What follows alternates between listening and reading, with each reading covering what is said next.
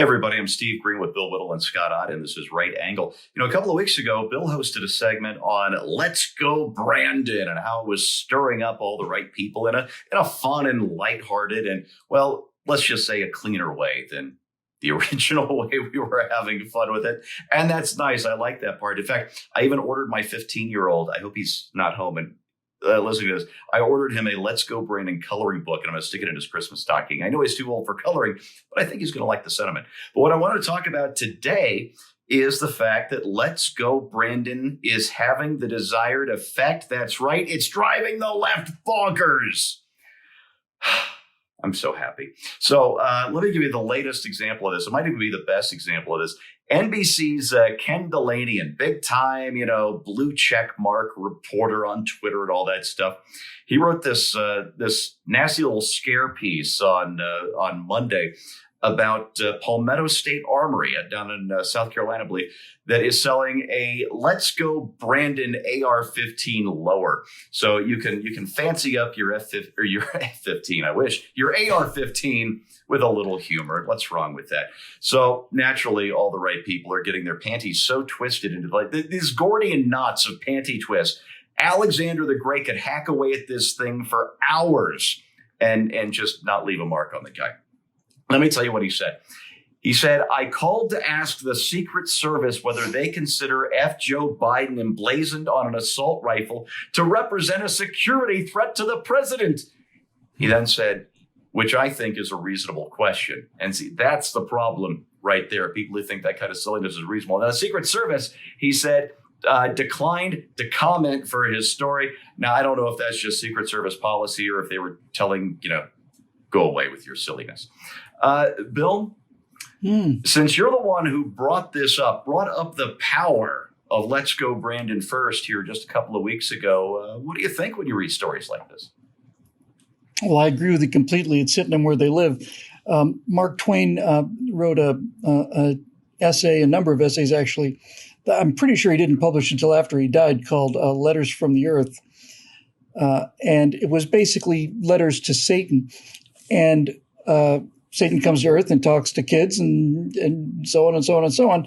And he basically chastises humans for not employing the one weapon that they had against Satan and evil, and that was laughter. He said he couldn't understand why a weapon that powerful was just left on the table.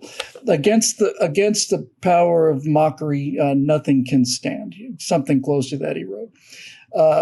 When you're a virtue signaling person trying to act smarter and better than you really are, you can expect criticism from the low sloping forehead knuckle draggers out in middle America.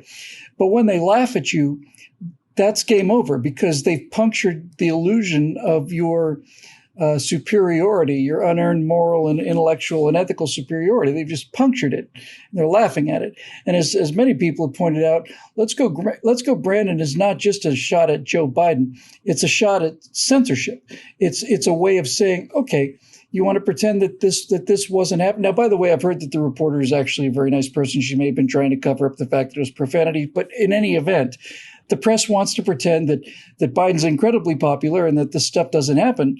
And as I said on the Moving Back to America segment, the genius of Let's Go Brandon is it lets conservatives swear. And that's really important to get that out there. And it does exactly what it's supposed to do, Steve. And as the Instapundit article on this pointed out, it's Saul Alinsky's own methods turned against them. Saul Alinsky said, identify the target, basically, freeze the target. In this case, it's Biden and the media. And then he said, laughter and mockery is something they can't withstand. But he wrote something else. He said, and be sure to do something that your side enjoys doing, because if your side enjoys doing it, they'll do more of it. And they'll think of better ways to do it. And so we're now in this beautiful loop where the more we do it, the more upset they get. The more upset that they get, the more we want to do it. And it's not going away. And it couldn't happen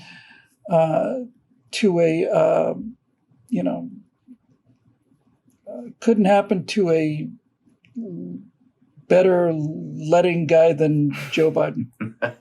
Bill, you reminded me of one of the greatest lines of movie history from one of the greatest movies ever made. I'm talking, of course, of Star Trek II, The Wrath of Khan.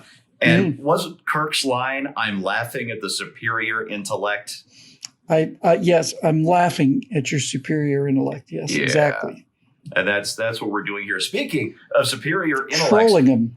That's what we're doing. After I Is trolling stumbled him. across Ken Dilanian's story and his subsequent tweets about it involving the Secret Service and whatnot, I decided to do a little search on Twitter for "Let's Go Brandon," but I would only look at results that had a blue check mark on it, so the official people. And I found gems like this, Scott. Obama fundraiser John Cooper said, "Happy Monday, friends. I'm still not flying on Southwest." It's like 3 days, buddy. Congrats. You really stuck it to the man there. CNN's Joe Ciuto, I think I'm pronouncing that correctly, said, "Think about the lesson in Let's Go Brandon that they're teaching their children." And yeah, imagine. Imagine. Poisoning the minds of children. That's why I got my 15-year-old the Let's Go Brandon coloring book. And this is my favorite from CNN's Joe Lockhart. Now, he's since deleted the tweet. I'm sorry I didn't screen cap this. He said, "You know who else had coded statements like Brandon? ISIS, the Klan, Nazis, beginning to get the point?" Scott, I think they're beginning to get the point. And what do you think that point is? You know who else had coded statements like this? Everybody in history. The French resistance to the Nazis. Everybody. People are constantly using euphemism. And so the idea that this is some novelty that just appeared on the scene, in a sense, it's an expression of frustration from a group of people who find themselves at the moment out of power. And it reminded me when you were talking about this, that great line from that intellectual film where the gentleman said, "This calls for a really stupid and futile gesture on somebody's part." Yeah. And we're just the guys to do it. So, it occurred to me that if I were the reporter and really thought that there was a story here, my first call would not have been to the Secret Service. My first call would have been to the gun shop. And not to harangue them, but just to say, "Hey, we heard that you're doing this lower for the AR-15 with the Let's Go Brandon thing. What inspired you to do this? Tell us about it. What draws you to, how do you see this yourself?" And so, go to the person who's frankly, clearly trying to do some self-promotion for his shop. He's trying to latch onto a meme so that he can get more attention for his own business. Well, give him a little attention. He'll talk to you. You should have no trouble calling that guy. And I think if you talk to him, my guess is the gun shop owner would say, "Well, honestly, sales have been off since the end of the Obama administration, and we were trying to find something to goose them a little bit." Oh. It may be that indeed. Whatever it is, we're sure having a lot of fun with it. But I had a little bit of a realization when I was collecting all of these just inane, ridiculous tweets to present to you today.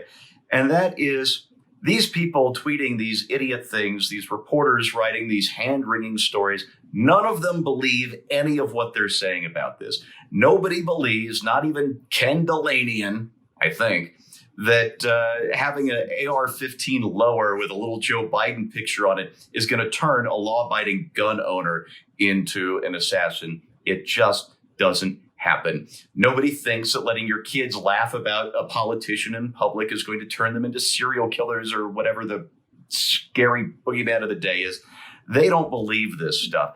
And what it comes down to is an old story I read about Czechoslovakia under Soviet occupation and virtual Soviet rule during the Cold War.